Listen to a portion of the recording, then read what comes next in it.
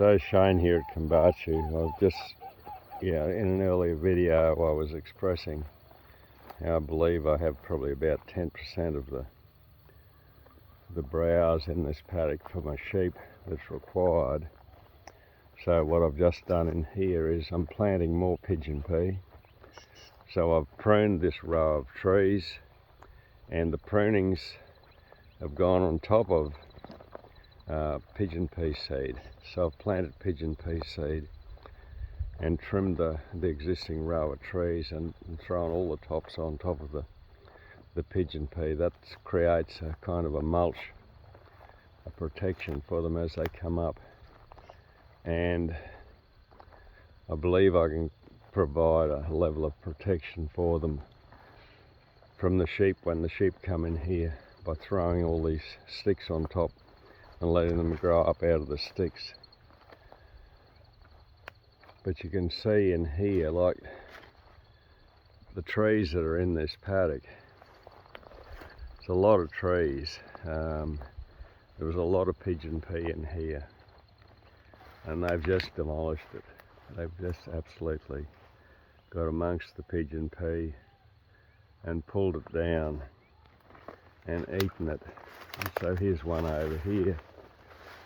You can see, this one here is just starting to get some leaf back onto it, and the sheep are out of here.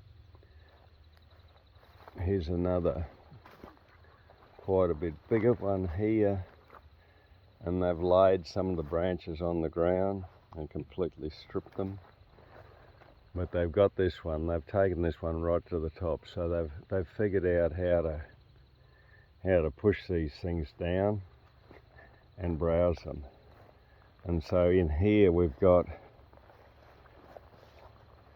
2 rows of trees, and I've done 3 rows of pigeon pea seed planting.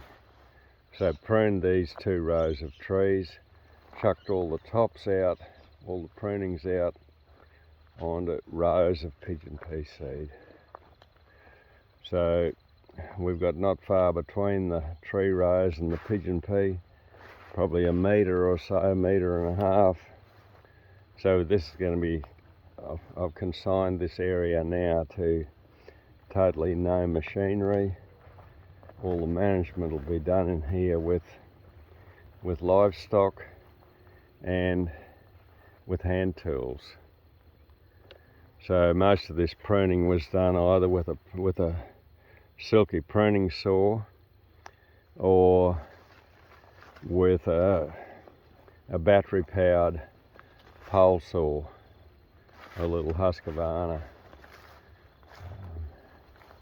And yeah, we've just laid all these tops straight onto the ground after we planted our pigeon pea seed.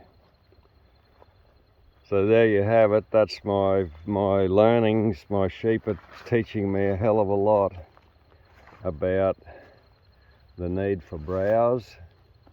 These are 10-year-old trees here that haven't been pruned. The rest of this paddock, this again is about 1 hectare. The rest of this paddock I'll continue pruning in here till I get everything reset down to this level, and I'll continue throwing the tops on top of plantings of pigeon pea. And here's a living example here. It will show you the work I've done with using these tops to protect new trees. So here I've got a guava, and I've just thrown some tree tops around him to protect him, and along with him is an orange berry. So again, it's protected from livestock by the heads of the trees. And here's look at this mulberry. See, this mulberry here has been browsed right to the top by the sheep. So they're pushing these trees down. There's a part of it there that broke off. They laid it on the ground. But yeah, they're learning. These guys know how to browse. They climb these bloody trees and push them down to to the ground, and the ram is particularly good at that. And all these ewes gather around and browse the shrubs. So pretty magic. This is, you know, most of this syntropic planting in here is kind of 3 years old. Some of the earlier trees in here are 10 years old from my early plantings. And it's now, this system is now really got some horsepower in it. The potential of these trees to lay these trees on the ground to create the next growth pulse. Here's a pigeon pea here, absolutely covered in seed. So this is where we're getting all our seed from. If you want pigeon pea seed and you want to give yourself a bit of a fright, go online and see what you've got to pay for it. You know, you'll pay, I don't know what it's something like 40 cents a seed or something if you buy it online. And I've got an abundance of pigeon pea going on here now. I've got a scale of pigeon pea that I can harvest the seed, and I'm starting to now plant it into my paddocks. So yeah, the next phase of this is going to be abundance that I can continue planting it out in my larger paddocks on the farm.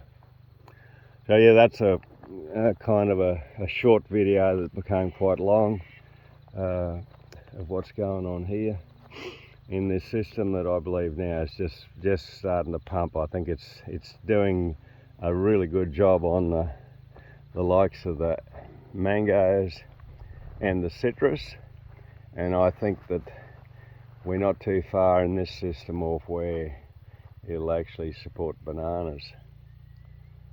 And it's got some awesome plants in it like this lantana. Okay, bye bye.